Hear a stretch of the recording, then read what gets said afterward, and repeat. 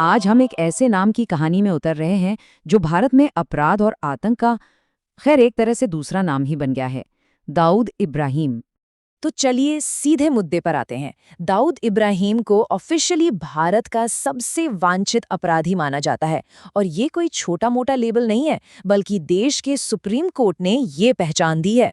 तो सवाल ये उठता है कि उसे ये टाइटल मिला क्यों।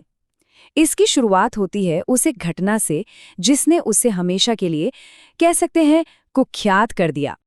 देखिए, सबसे जरूरी बात यह है कि मोस्ट वांटेड का दर्जा सिर्फ एक तमगा नहीं है, ये भारत की सबसे बड़ी अदालत की तरफ से एक कानूनी घोषणा है। उसे और उसके भाई अनीस इब्राहिम को देश के सबसे जानलेवा हमलों में से एक में उनकी भूमिका के लिए साजिशकर्ता माना गया है। तो चलिए अब जरा 1993 के मुंबई धमाकों के स्केल को देखते हैं। ये वो अकेली घटना थी जिसने दाऊद इब्राहिम को रातों रात इंटरनेशनल लेवल पर बदनाम कर दिया था। उस दिन भारत की कमर्शियल कैपिटल में एक के बाद एक कई धमाके हुए और पूरे शहर को हिलाकर रख दिया। इन धमाकों में 257 लोगों की मौत कंफर्म हुई थी। और बात सिर्फ मौतों की नहीं है, 700 से ज्यादा लोग जख्मी हुए थे। इसने शहर पर एक ऐसा घाव छोड़ा जो आज भी ताज़ा है।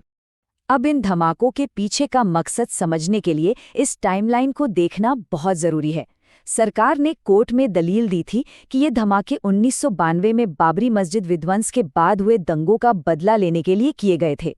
दाऊद का जो असर था वो सिर्फ भारत तक ही नहीं रुका।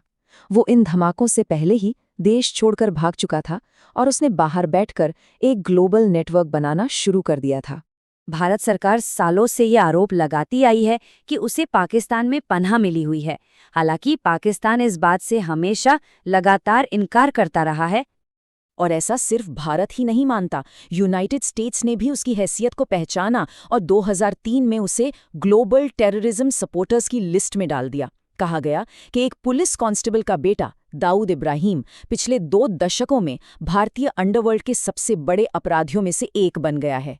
यही नहीं, अमेरिकन इंटेलिजेंस ने उसे नशीली दवाओं की तस्करी से जोड़ा और ये भी कहा कि वो लश्कर-ए-तैयबा, अल-कायदा और तालिबान जैसे ग्रुप्स को पैसे देता है और उनके साथ सीधे तौर पर काम करता है। ये जो ग्लोबल टेररिस्ट की प्रोफाइल है ना, वो उसकी शुरुआत से बिल्कुल मेल नहीं खाती। उसकी शुरुआत तो बड़ी ही साधारण थी। चलिए थोड़ा पीछे चलते हैं और देखते हैं कि ये डॉन बना कैसे। दाऊद इब्राहिम का जन्म महाराष्ट्र के रत्नागिरी में हुआ था और सबसे चौंकाने वाली बात यह है कि उसके पिता एक पुलिस कांस्टेबल थे।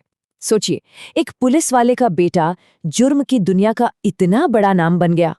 उसका ऊपर उठना कमाल की तेजी से हुआ था।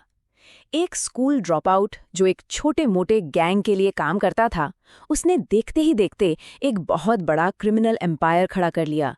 उसकी पहुंच बॉलीवुड से लेकर सट्टेबाजी और शेयर बाजार तक थी। भारत से भागने और दशकों तक विदेश से ऑपरेट करने के बाद भी उसकी कहानी अभी तक खत्म नहीं हुई है। ये एक अनसुलझी कहानी है। तो सबसे बड़ी बात यह है कि वो फिजिकली भले ही यहाँ नहीं है, लेकिन उसका असर आज भी है। इंडियन पुलिस का मानना है कि वो दूर बैठकर भी देश में क्रिमिनल एक्टिविटीज को डायरेक्ट करता रहता है। और ये सब एक बहुत बड़ा सवाल छोड़ जाता है, आखिर एक आदमी जो दशकों पहले देश से भाग गया था, वो आज भी भारत पर अपनी इतनी लंबी और गहरी परछाई डालने में कैसे कामयाब है।